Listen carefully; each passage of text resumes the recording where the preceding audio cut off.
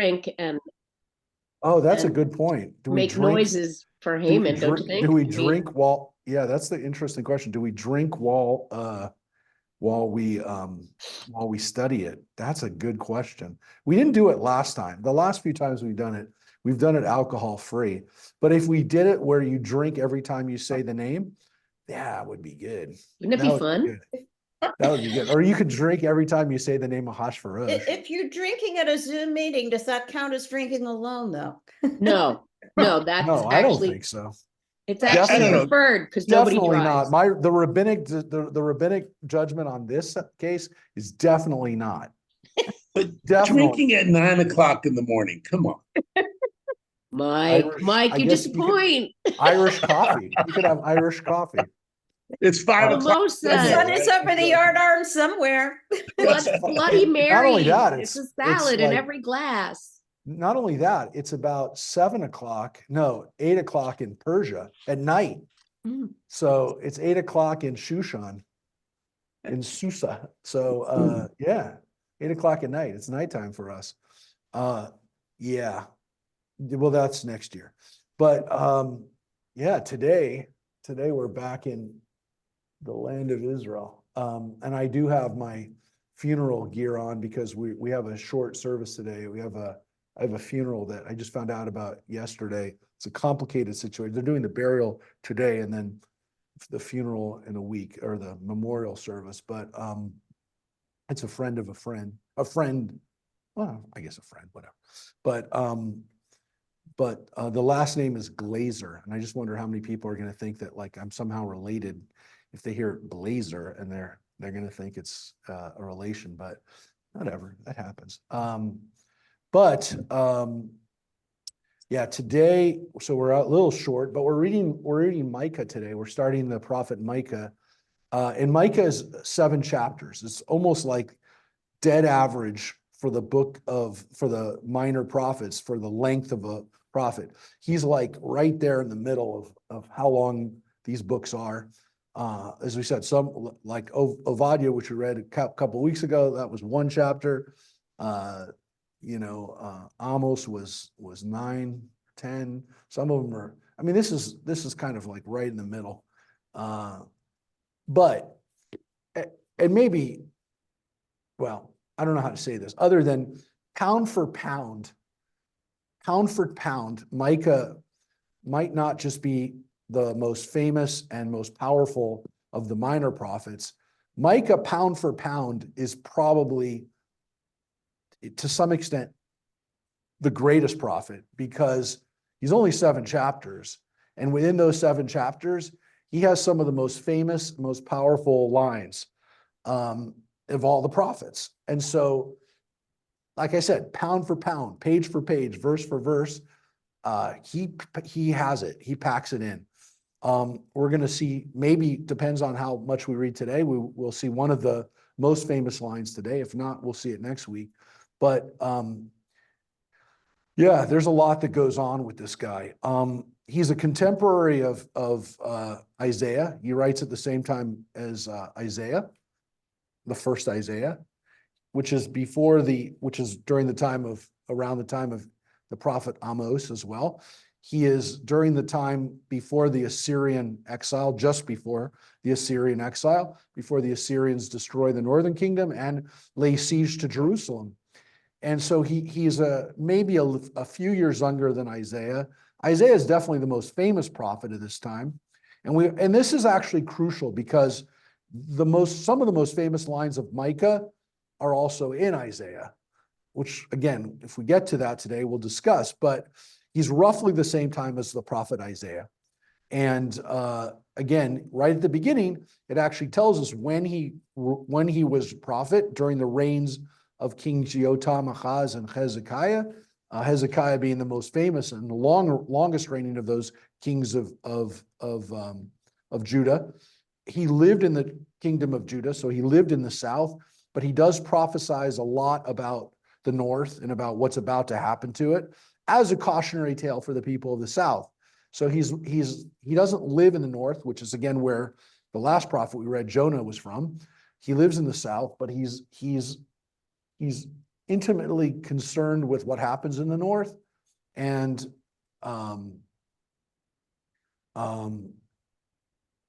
we don't know much about him other than where he's from. And in this case, we know he's from the city of Morasha. He's the Morashtite. Morasha, which is Tel Moresh. For those who went with us to Israel in June, which I don't think there are people who are with us in June. In February, yes, but not in June. Any of our June travelers would know this place because this is the area where Beit Guvrin is, where during the Roman era, there was a large Jewish community here.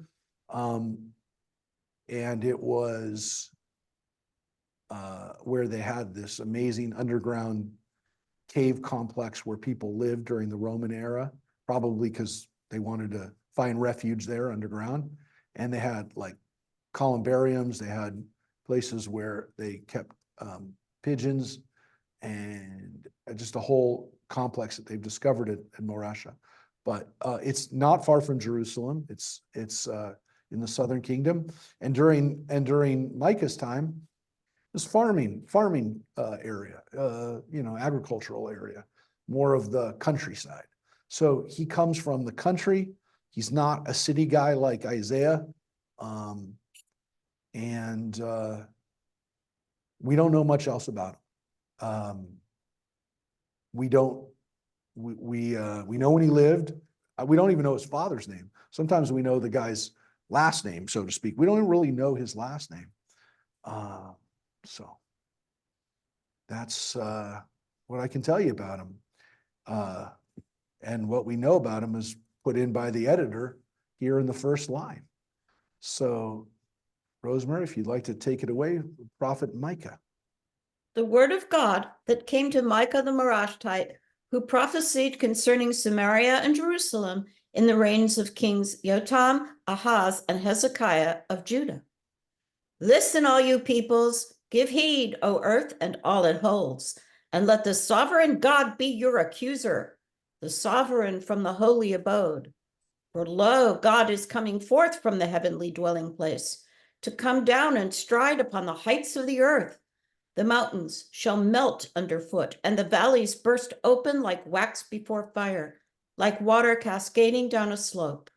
Yeah, and so what we see right here at the beginning, we're going to see for the first couple of chapters, is like we have in other prophecies, the opening accusations, the opening litany of this is how you've done wrong.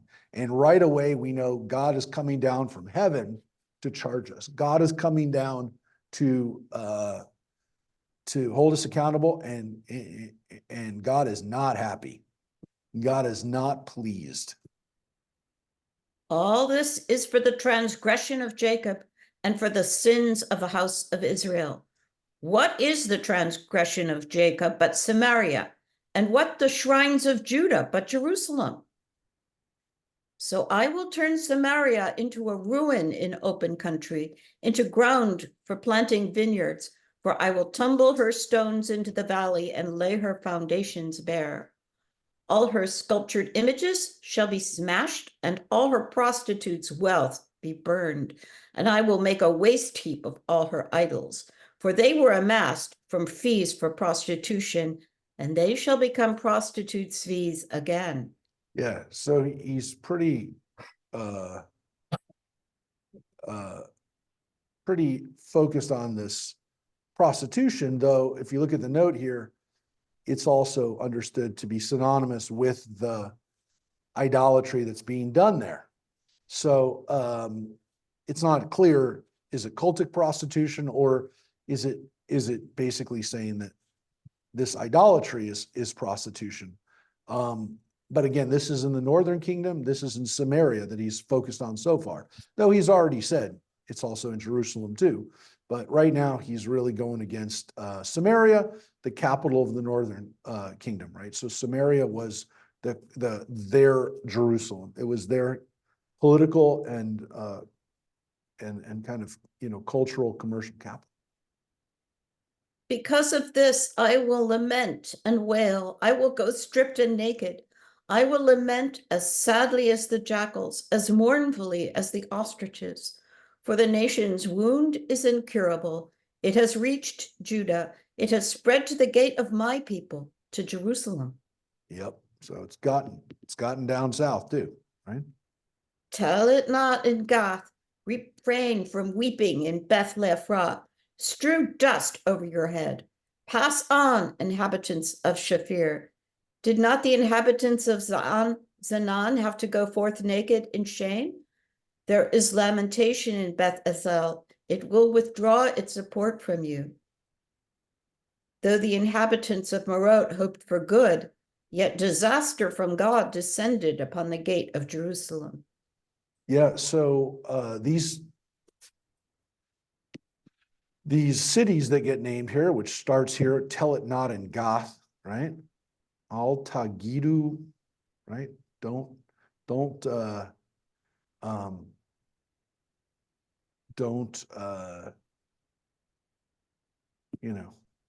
don't forget what happened in these places, right? So we think that this might be references to areas that had already come under control of the Assyrians, right? If that's the case, that didn't happen until 701, which is about 20 years before, but it's possible. But Gath is one of the cities of the Philistines, so perhaps it's talking about them taking advantage of what's going on here. We're not exactly sure. We're not really sure, though these cities do seem to be cities that have already suffered, or I guess you could say are about to suffer. But and there's another one here we didn't. Hitch the steeds to the chariot, inhabitant of Lachish. It is the beginning of fair Zion's guilt. Israel's transgressions can be traced to you. Truly, you must give a farewell gift to Moresh, Gath. The houses of Achzib are to the kings of Israel like a spring that fails. A dispossessor will I bring to you who dwell in Maresha. At Adullam, the glory of Israel shall set. Shear off your hair and make yourself bald for the children you once delighted in. Make yourself as bald as a vulture, for they have been banished from you. Yeah. I'm not really sure this is a great place for a break, but yet we do have a break here. A chapter break.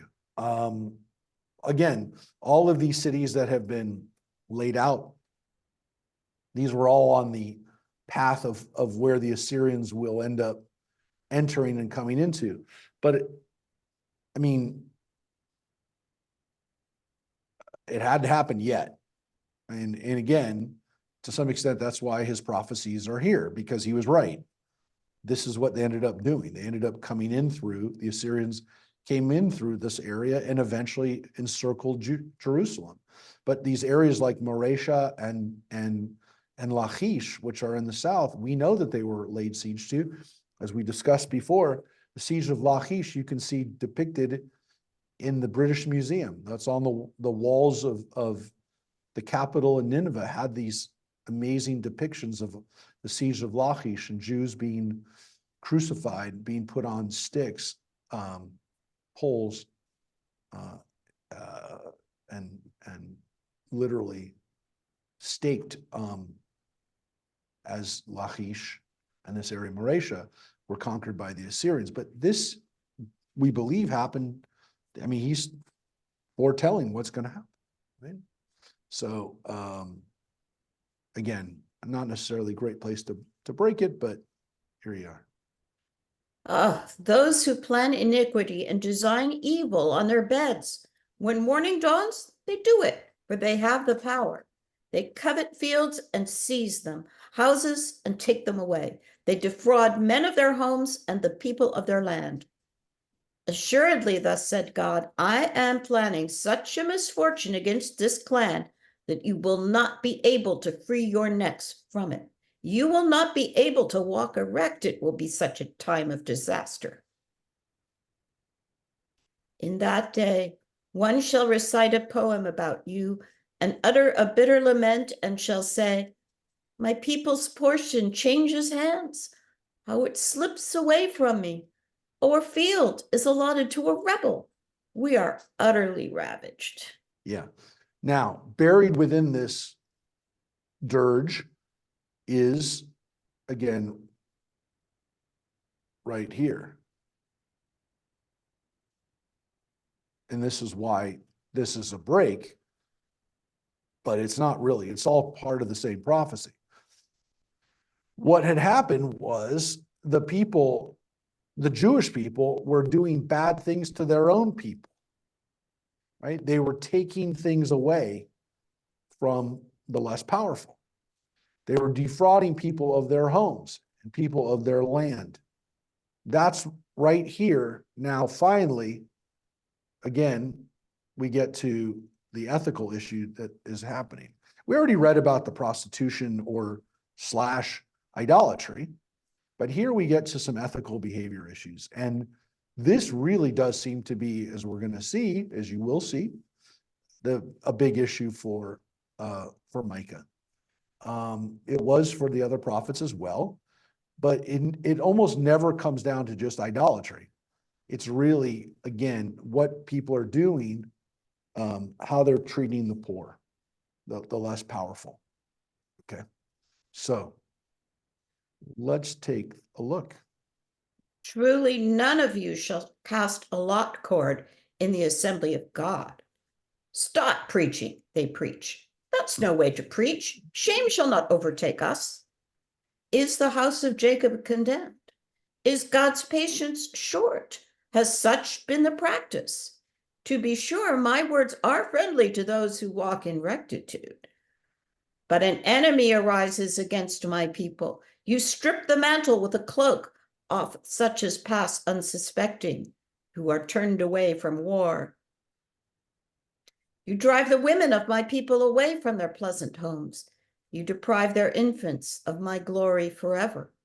Up and depart. This is no resting place. Because of your defilement, terrible destruction shall befall. If someone were to go about uttering windy, baseless falsehoods, I'll preach to you in favor of wine and liquor. That would be a preacher acceptable to this people. Okay, and now we've gotten to another issue that Micah is going to take up, which is the prophets themselves have screwed up. Now, part of what's powerful about Micah is that he weaves these things together and kind of gets to them much quicker than other prophets.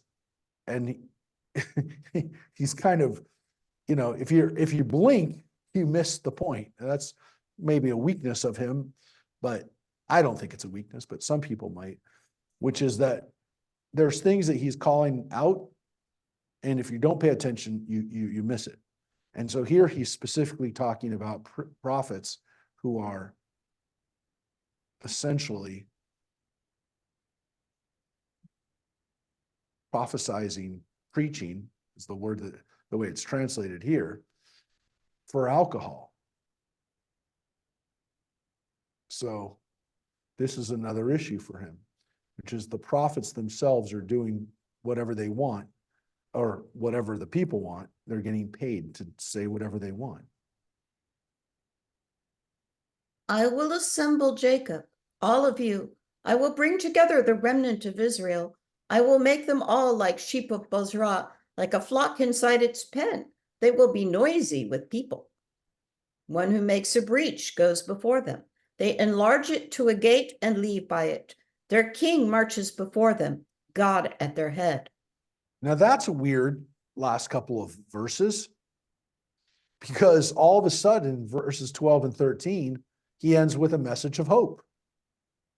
And this is something that he'll talk about in other parts too, which is, I will gather together Sherit Yisrael, the remnant of Israel. And we've had that phrase in other prophets. And of course, we've talked about that phrase in Jewish history, Sherit Yisrael, the remnant of Israel. The first Sephardic congregation, the first synagogue in America for the Jews of Amsterdam who fled to this country, came here almost by accident. when their ship got, waylaid, whatever, from leaving from Recife in Brazil, the first Jews that stepped onto Amsterdam, to New Amsterdam, New York, what would become New York, the name of their synagogue was Sharit Yisrael, the remnant of Israel. That was the first synagogue in the United States. So think about that. We thought of ourselves, the people who came here, as the remnant of Israel. Well, again, he's not the only prophet to use that phrase, Sharit Yisrael. And that's not the last synagogue that was going to be called Sharit Yisrael. But it's a hope. It's the people are going to come back together, and there's going to be a lot of them. And God will lead them back.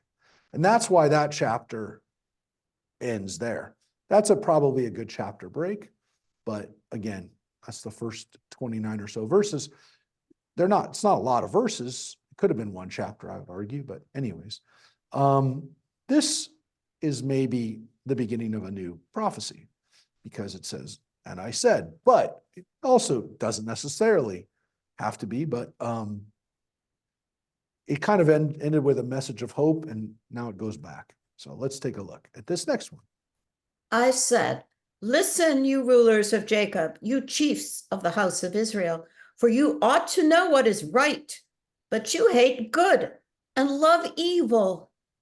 Yeah, that's the exact opposite of what you're supposed to be doing. You're supposed to love good and hate evil. You're doing the wrong thing, right? It's reverse of what it's supposed to be. You have devoured my people's flesh. You have laid the skin off them and their flesh off their bones. And after tearing their skins off them and their flesh off their bones and breaking their bones to bits, you cut it up as into a pot, like meat in a cauldron.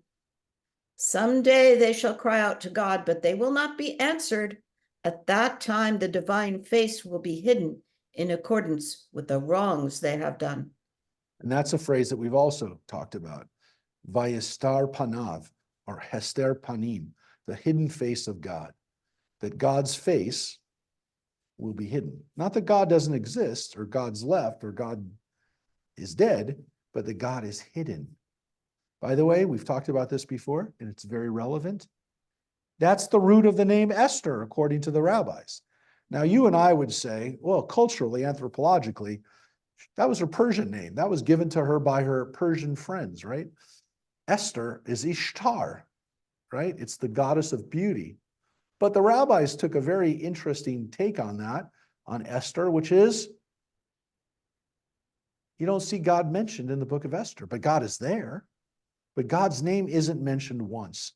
And so they said that Esther, the name Esther, is a play on the name Ishtar, that God is hidden. Ishtar Panav, that God's face is hidden.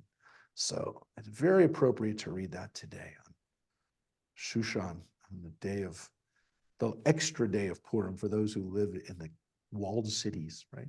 Which I guess at one point Los Angeles had a wall. So you can say I don't know if Santa Clarita had a wall. I don't think so. Anyways, but LA did. So these are people who've done really bad things to the poor. The imagery is you turned them into soup. You cut off everything. You took everything from them. You took everything. You couldn't just take one thing. You just kept taking and taking and taking. So. Thus said God to the prophets who lead my people astray, who cry peace when they have something to chew, but launch a war on those who fail to fill their mouths. Again, prophets not doing their job. Prophets who lead the people astray. Prophets who work for money. Assuredly, it shall be night for you, so that you cannot prophesy, and it shall be dark for you, so that you cannot divine. The sun shall set on the prophets, and the day shall be darkened for them. The seers shall be shamed, and the diviners confounded. They shall cover their upper lips, because no response comes from God. They ain't going to hear anything. They're not going to hear. God's not going to be talking to them anymore. But I am filled with strength by the Spirit of God, and with judgment and courage, to declare to Jacob his transgressions and to Israel his sin. Now that we don't get in a lot of the prophets. That phrase, we don't get a lot of. Micah has a certain audacity to him, which we don't get from a lot of the prophets. Jeremiah, a little bit, though Jeremiah is more, I would say, despairs of it, but he's not as audacious as this guy is. He just said, not me. God's Spirit fills me, right? I have the courage to do what is no one else is doing, which is to call out this stuff now. I'm going to call it out. So that's very audacious. That's a very different type of approach to the situation. And again, other prophets might have felt that they were dealing with, but he does it in this way. So that's what he says. Let's see what he says. Hear this, you rulers of the house of Jacob, you chiefs of the house of Israel, who detest justice and make crooked all that is straight, who build Zion with crime, Jerusalem with iniquity. Her rulers judge for gifts, her priests give rulings for a fee, and her prophets divine for pay. Yet they rely upon God, saying, God is in our midst, no calamity shall overtake us. Yep. Again, rulers, right? The ruling class, they get bribed. The priests are bribed. And the prophets are bribed. Again, when we talk about the way society was broken up, the caste system, if you will, in ancient Judah and Israel, the political class, the rulers, the king and his family, those people, the priests and the prophets. Those were the different groups. And Micah just said they're all corrupt. All of them are on the take. And by being on the take in this case, what are they doing? They're saying everything's okay. God's in our midst. Nothing bad's going to happen. So being on the take in those days meant we're just going to say everything's good. So that's what these guys get left with. Get left with that. Somebody who's going to tell you what you want to hear and say, God says it.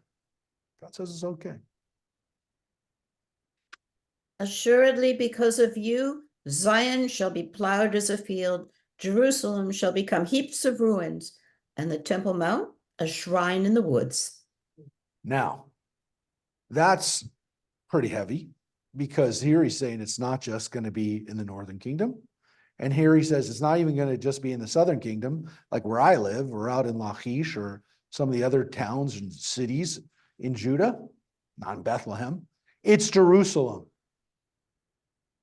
And he calls it all three things: Zion, Jerusalem, and the Temple Mount. A bite. So that is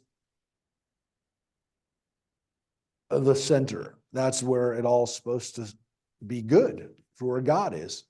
And he said, nope, it's going to be plowed over.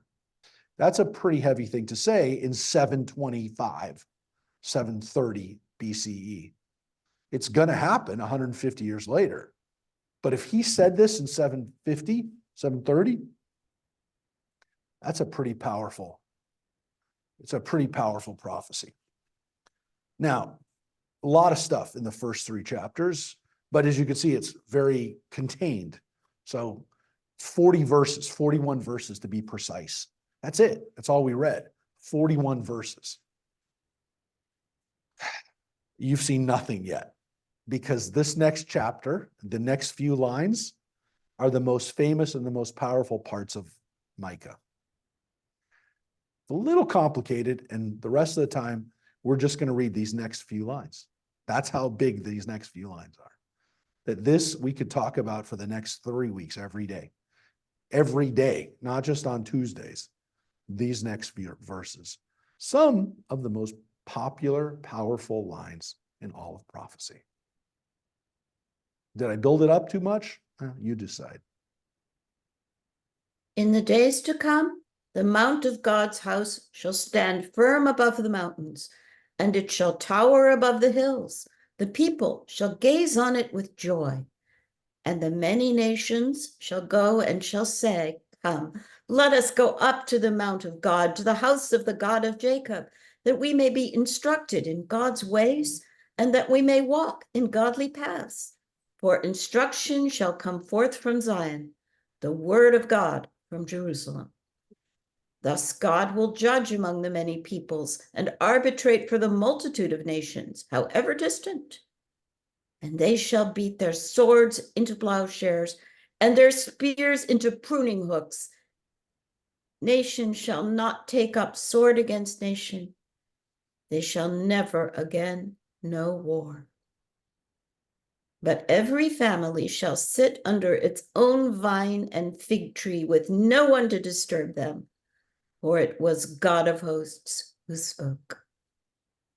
Though all the peoples walk each in the names of its gods, we will walk in the name of the eternal, our God, forever and ever. Yep. Now, just so you know, as we read those 5 verses, I saw at least 3 different prayers that we use all the time, right? 3 prayers. 3 prayers. 4? 3. Well, here's a couple. The first one that you saw that we just read, Sheldon, you see this right here? Ki mitzion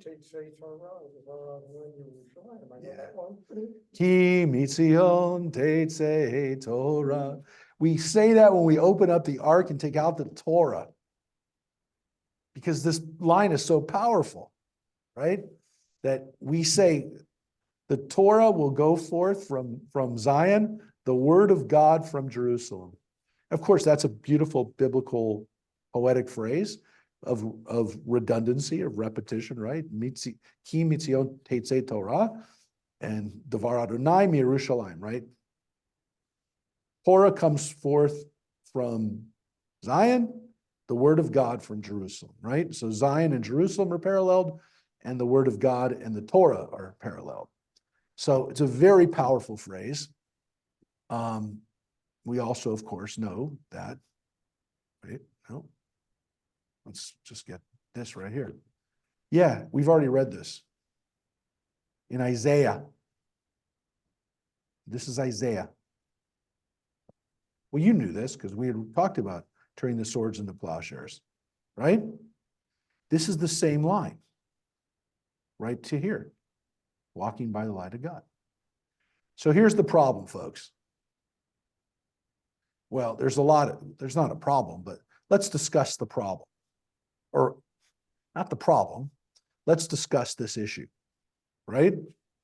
What's the issue? Does anybody want to articulate what the issue is? Somebody. Well, one of them was copying the other, but who? Right. So that's the question. The question in front of us, now that we've read it the second time, we didn't bring it up. I might have said it when we read it in Isaiah many moons ago. That this is also in Micah. So the question is, who said it first? Who copied who? Who said it first? So there's a couple of possibilities, right? The obvious ones are Isaiah said it first or Micah said it first. Those are the easy ones to say, right? They live around the same time. So the problem is we can't, by the dating of when this was written, according to the editors, according to the text, the style, you can read, I've read about it, I've studied it. There's not a definitive answer on being able to say definitively one copied the other. I think the scholarly, the scholarly consensus, I would say, is that Isaiah said it first. Why? Probably because Isaiah was the bigger prophet, or 66 chapters of Isaiah, and he was the more well-known. He's referred to in the book of Kings. We know who he is. He was a known guy. Micah, we really don't know. And so Isaiah is generally seen as the writer. Unless Isaiah got famous on the backs of others. It could be. But that's the possibility, right? Now, neither one of them claim that they took it from the other person. So there is a possibility that they borrowed it from an earlier source, right? That neither one of them wrote it, that it existed as a temple song or a psalm or a wisdom literature thing that people knew, and neither one of them wrote it. Right? So that's a possibility too. There's another possibility, which people don't usually go to, and it's one that requires a level of belief, which is that God told them both. Both of them got a similar message from God, and they came to them and they said it, and they both heard it. That one, by the way, is the one you never see. You never hear people say that, because to some extent it means that they actually did hear it from God. And so everyone's trying to find out,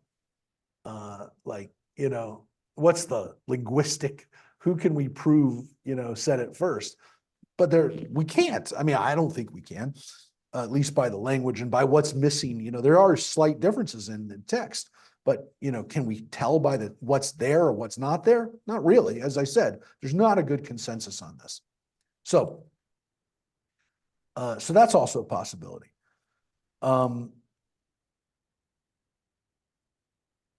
One of the interesting things is that most of the people who look at this, most of the people who study this from the biblical scholarship side have always been Christian, right? So it's only in the last couple of generations that Jews have studied this with through the eyes of biblical criticism, like the people like my professor Richard Friedman, who wrote the Bible Guy, some of the other professors of Bible in the last couple of generations who were Jewish. But up until 2 generations ago, up until the 80s, really, there were not many Jewish biblical scholars teaching in universities. Almost all of them were Christian. And through most of the generations of biblical scholarship, going back to the 1800s to Wellhausen and some of the first German scholars that looked at the Bible through critical literary criticism and historical evidence and archaeology and those kind of things, the emphasis on Isaiah and the prophets, including Micah, was to date them as late as possible, meaning as close to Jesus as possible. So to say, for example, that this text and the text from Isaiah were post-exilic, after the exile. So for some reason, again, I know the reason, but the idea being that the Jews didn't come up with these kind of ideas until closer to Jesus. The idea that Jews have been saying this stuff for 700 years before Jesus bothers some Christian scholars, because it means that Judaism was much more developed by that point. That's one important issue, which is that, like, if this was written in the 400s, then it's not that much in front of Jesus. And so Judaism by that point had developed, but not this early. But there's no reason actually to think that this wasn't written during that time. There's no evidence that this wasn't. There's nothing to bring that to bear. So a lot of scholars have stopped doing that, but you can understand, and I'll give you the other issue too. So first of all, this prophecy also not only gives us an idea that God is powerful and the only God and all those kinds of things that we talk about in monotheism, but that other people are going to come to us. God will judge among the many peoples and for the multitudes, right? And it says right here that many nations will say, let's go up to Jerusalem. Now, the idea of that happening is fine if it's during the time of Jesus, but if it's not during the time of Jesus, then that's somewhat problematic for Christians. And let's be honest about it. The problem is that if this was entirely written during the time of the kings of Judah, for example, and it said it's written during the latest this would have been written is during the time of Hezekiah, which is also when Isaiah's writing. And again, as we talked about in Isaiah, when he talks about a king will be born to us, that he literally means a king who's from the line of Hezekiah, or maybe Hezekiah himself or Hezekiah's kids. I mean, depending on when he said it. Here's the problem. if he writes this during the time of kings, that means that the prophecies about these things happening aren't during the time necessarily of Jesus, but could have happened 200 years before or 300 years before. It's one thing if you're writing about a king and about Jerusalem being a city that's going to be open up to everybody, and it's not after the exile, because that essentially means that whatever happens to Judah, it doesn't require there to be an end of the kingship. If the king is around the corner, if there's going to be a king, it means that it's like literally a king of Judah, not a guy who happens to be born from the tribe of Judah, like Jesus was, but that it's actually one of these guys. There's going to be a king coming along on this dynasty who's going to get it right. And that's a much different thing than, well, we're writing this 700 years later. Maybe it's about Jesus. Does everybody understand that?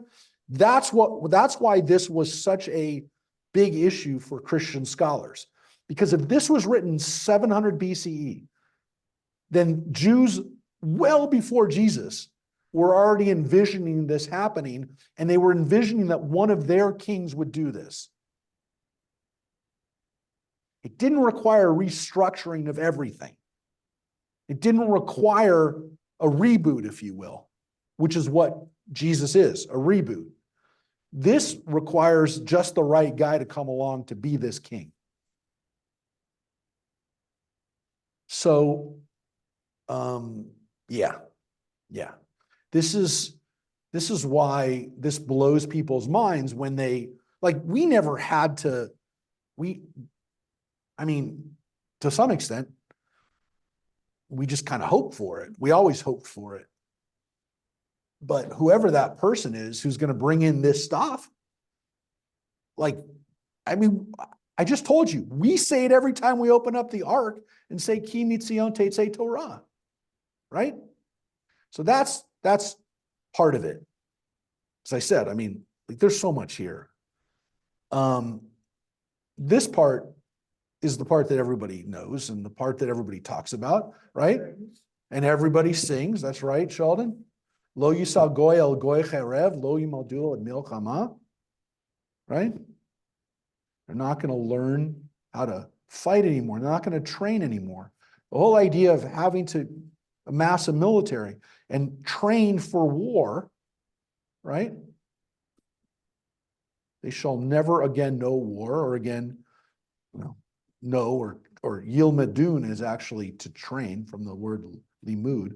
It means to train, to learn how to fight, which is training.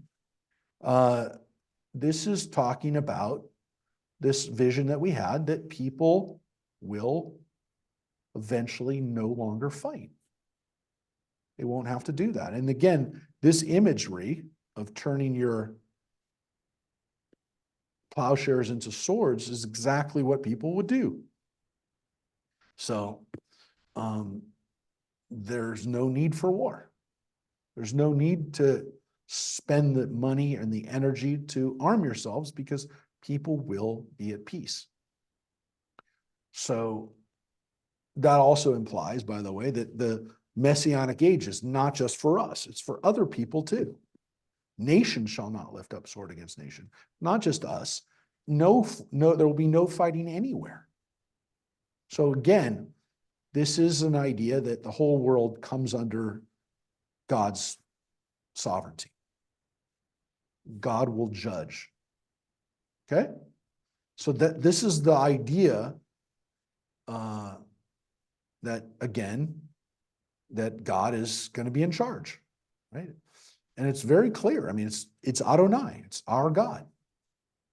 So that part, again, very famous, very important.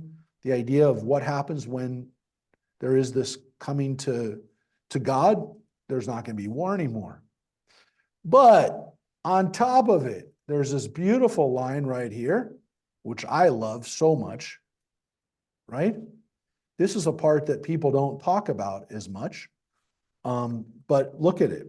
This idea that each one of us will be able to be under, as it says right here, right? Everyone shall be under safety. Everyone will be safe, right? This is one of my favorite lines, if not, everybody focuses on the good ones, the lo yisal goy al goy charev. Yeah. Or Ki Mitzion Tetzei Torah. This is one of my favorite ones for several reasons. Has anyone written it into a song? Not that I know of, interestingly. It's a little, it's not quite as poetic. I mean, it's poetic in a way, but it's not really like the kind of like biblical poetry that it's almost like a phrase, right? It's less of a, you know, lo yisal goy al goy harev, lo yimadu al milchama. It's like those are two ideas that are a doublet, you know. A lot of our songs are like that. I don't know if that lends itself better because it's more like biblical poetry. It's more like poetry or lyric.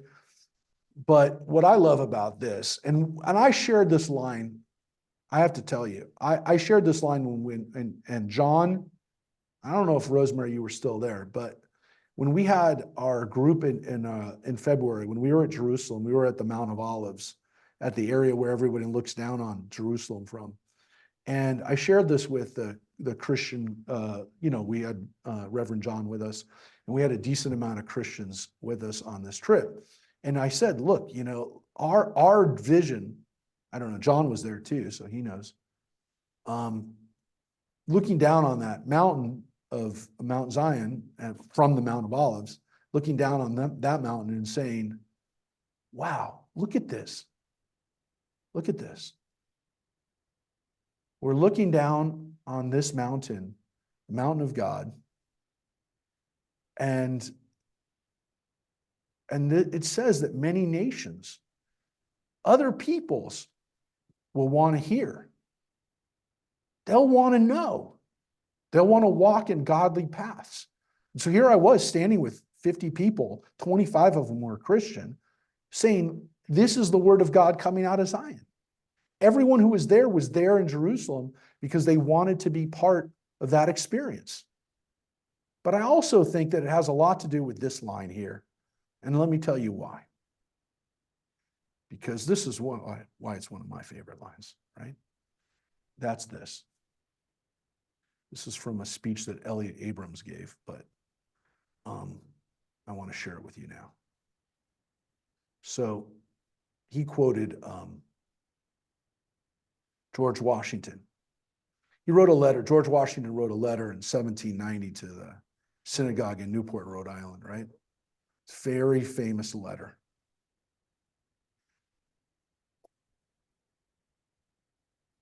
And I'll just read a little bit of it to you. The citizens of the United States of America have a right to applaud themselves for having given to mankind examples of an enlarged and liberal policy, a policy worthy of imitation. All possess alike liberty of conscience and immunities of citizenship. It is now no more that toleration is spoken of as if it were the indulgence of one class of people that another enjoyed the exercise of their inherent natural rights. For happily, the government of the United States, which gives to bigotry no sanction, to persecution no assistance, requires only that they who live under its protection should demean themselves as good citizens in giving it on all occasions their effectual support. I mean, think about how audacious that was. What Washington said. We're not talking about toleration anymore. I don't want to use that word. That's what he's saying to people. Up until now, for the last 100 or so years, as we started, or maybe 50 years, as we started thinking about opening things up during the Enlightenment period, that we're going to tolerate Jews. We're not tolerating Jews. It's a whole new system we have. The government of the United States is not going to tolerate bigotry, right?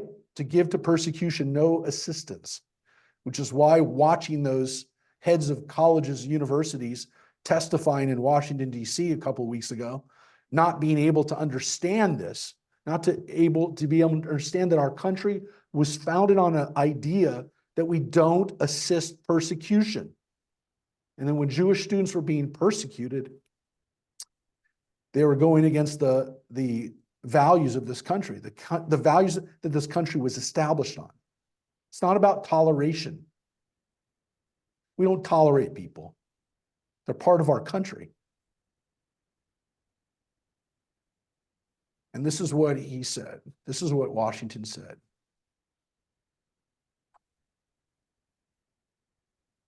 May the children of the stock of Abraham who dwell in this land continue to merit and enjoy the goodwill of the other inhabitants, while everyone shall sit in safety under his own vine and fig tree, and there shall be none to make him afraid.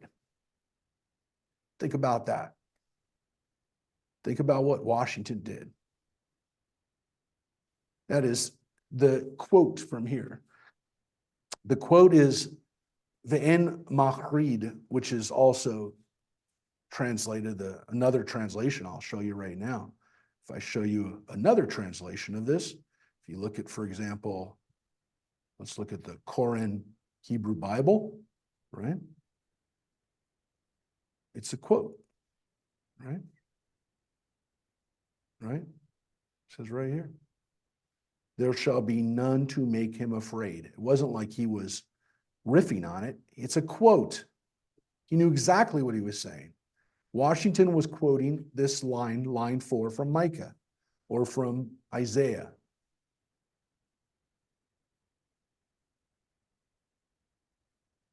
So that's why I love that line. Because when Washington used it for us, he envisioned that as American Jews, we would live in this country in safety. And that it would be like the biblical fulfillment of what Isaiah and Micah are talking about. Not just that they wouldn't know war, but that you'd be able to live in peace in your own backyard.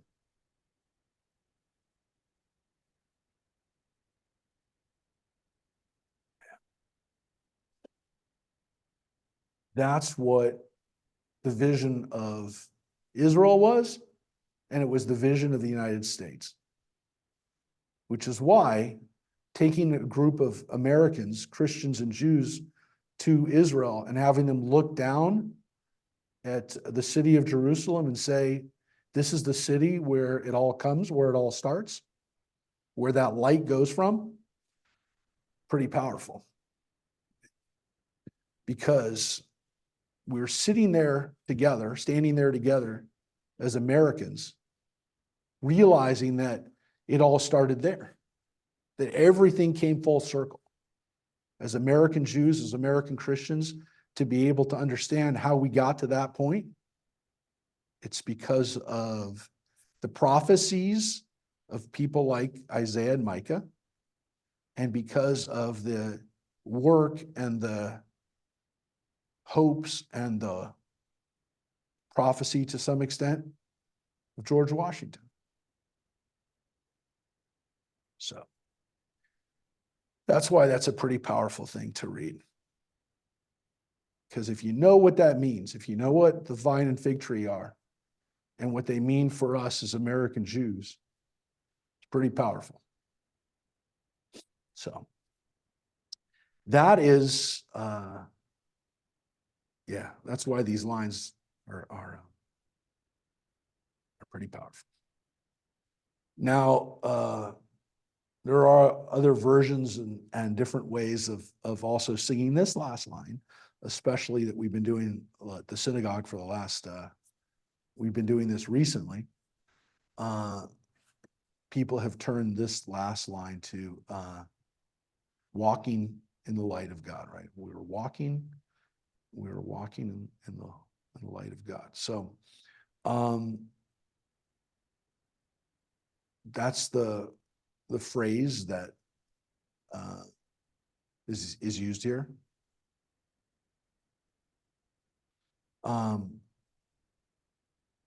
there is kind of an understanding that this is, people have their ways, right? But we're walking in the name of B'Shem Adonai, right? Forever and ever. So I guess the hope is that we all get on the same path at some point, right?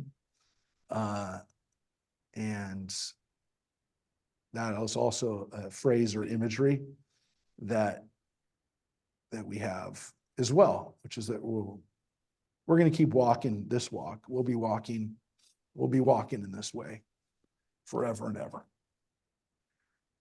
And again, people they walk their way, and eventually they'll maybe walk this way too.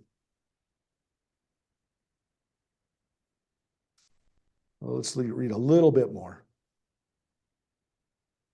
In that day, declares God, I will assemble the lame sheep and will gather the outcast and those I have treated harshly. And I will turn the lame into a remnant and the expelled into a populous nation. And God will reign over them on Mount Zion, now and forevermore. And you, O Migdal Eder, outpost of fair Zion, it shall come to you. The former monarchy shall return, the kingship of fair Jerusalem. Now, why do you utter such cries? Is there no king in you? Have your advisors perished, that you have been seized by writhing like a woman in travail? Writhe and scream, fair Zion, like a woman in travail.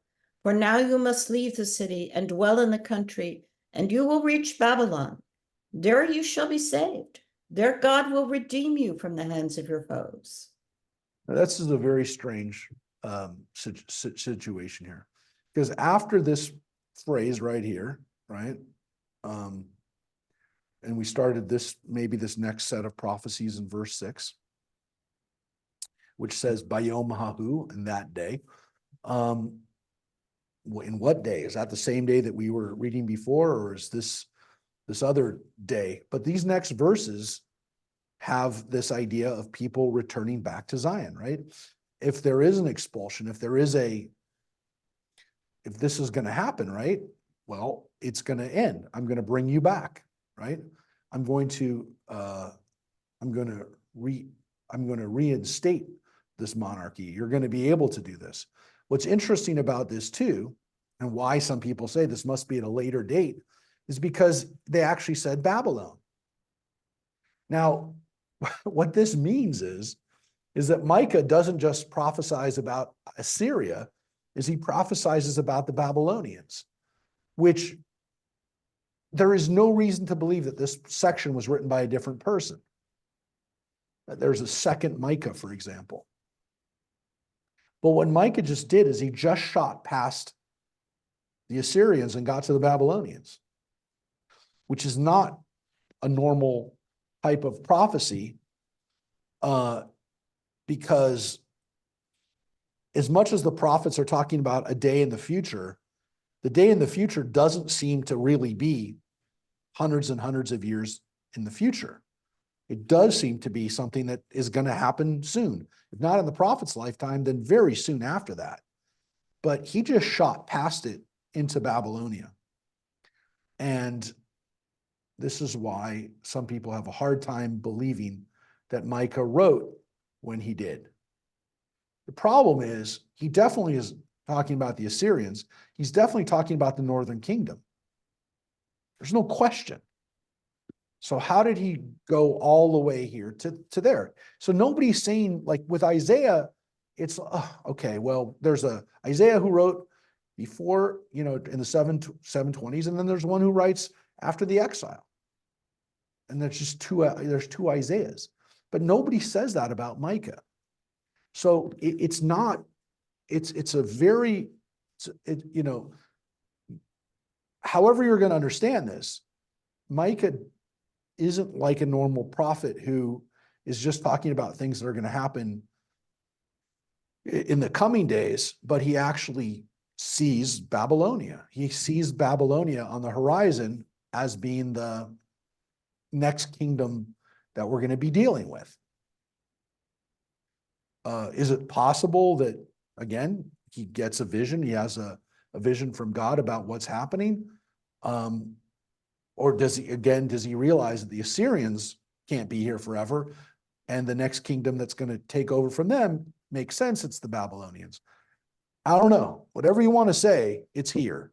And it's not, we can't just easily say, oh, it's written by a different person. So definitely a,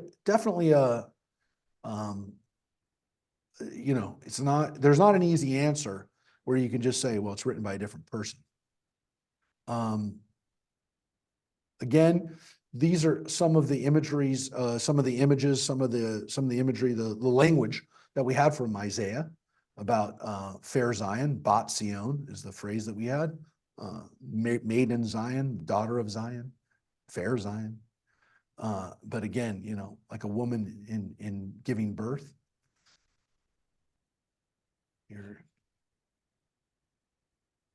Indeed, many nations have assembled against you who think, let our eye obscenely gaze on Zion.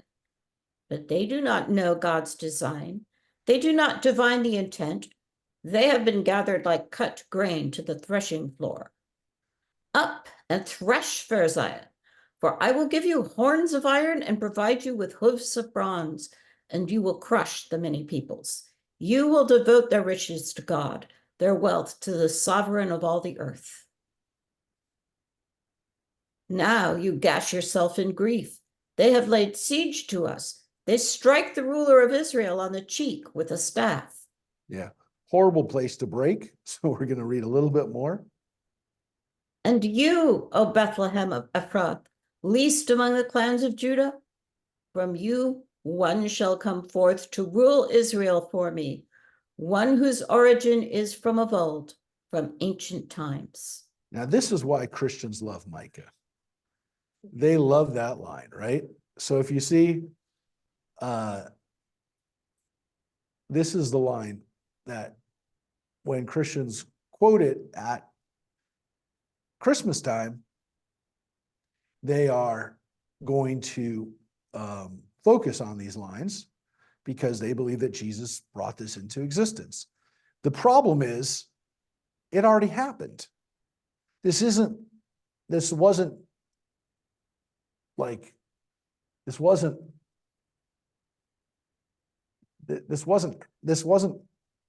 going to happen. It already happened. And it tells us right here that it was. King David was from Bethlehem. King David's family was the least of the clans of Judah. And what he's saying here is that the kingdom of Judah, the kingdom of David, the David line, is going to be strong again.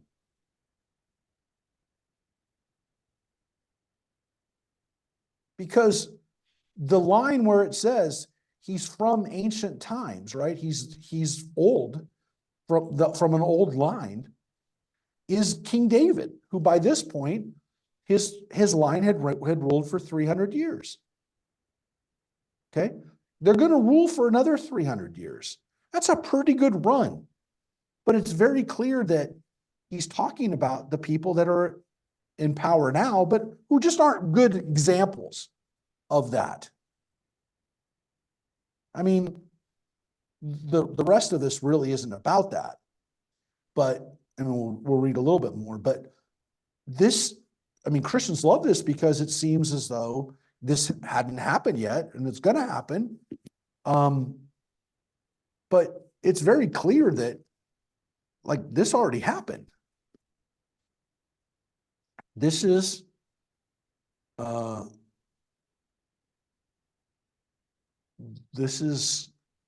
what the Davidic line was all about.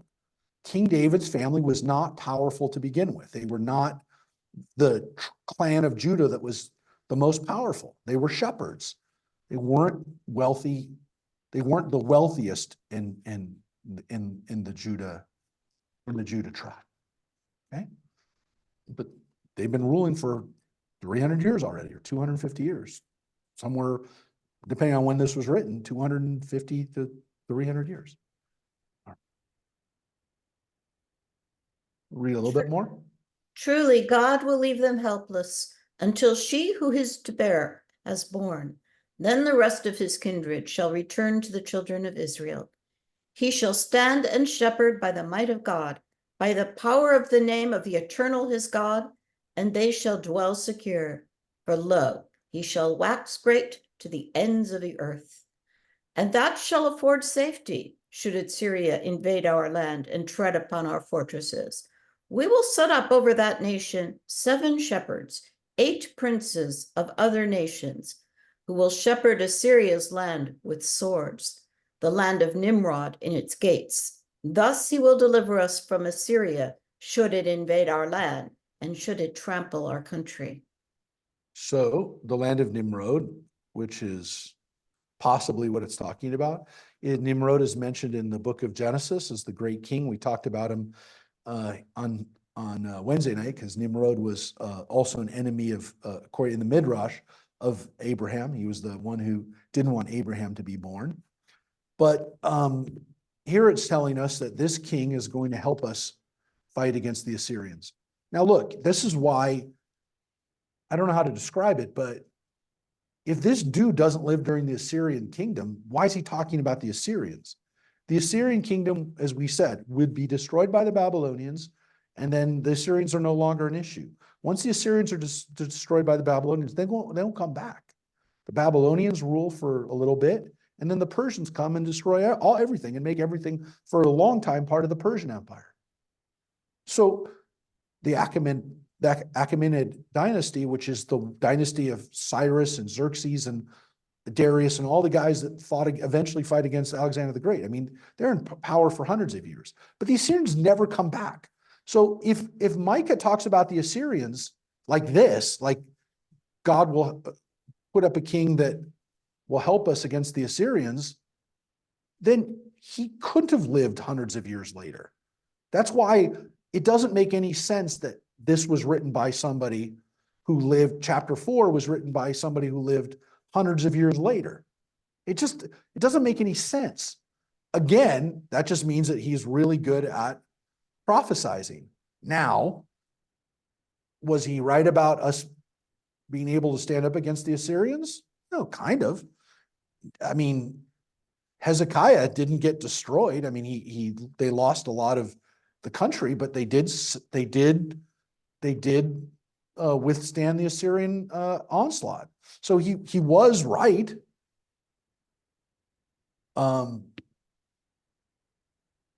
You know.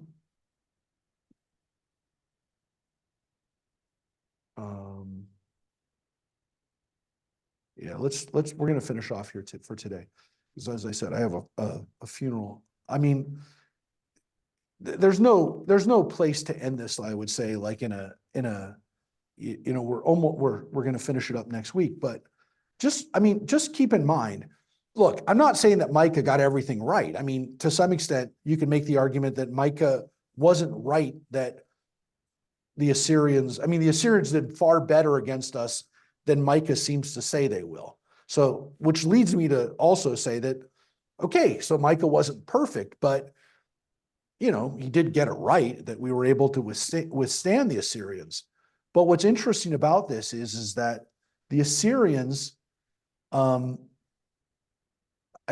on his mind, and he doesn't seem to be writing after the Assyrians were destroyed.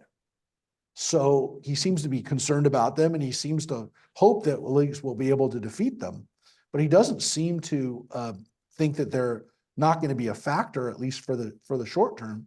So that's why I'm telling you, I think what's interesting about this is that this seems to be written by a guy who really had some audacity as a prophet. He definitely seemed to have had the ability to, again, whether he wrote those lines or not, he definitely is he is somebody who can, in very few verses, laid down some very heavy text. So, yeah, I don't know what to tell you other than, as I said, for the amount of lines that are in Micah, it's very powerful, and it's very, you've got to deal with the fact that this guy definitely hits on some issues, which, as I said, for Judaism, like for Jews, he's saying everything that we've heard in other prophets. He just happens to say it in less pages. For Christians, you know, he says things that are again in other prophets, but you know, is he opening it up for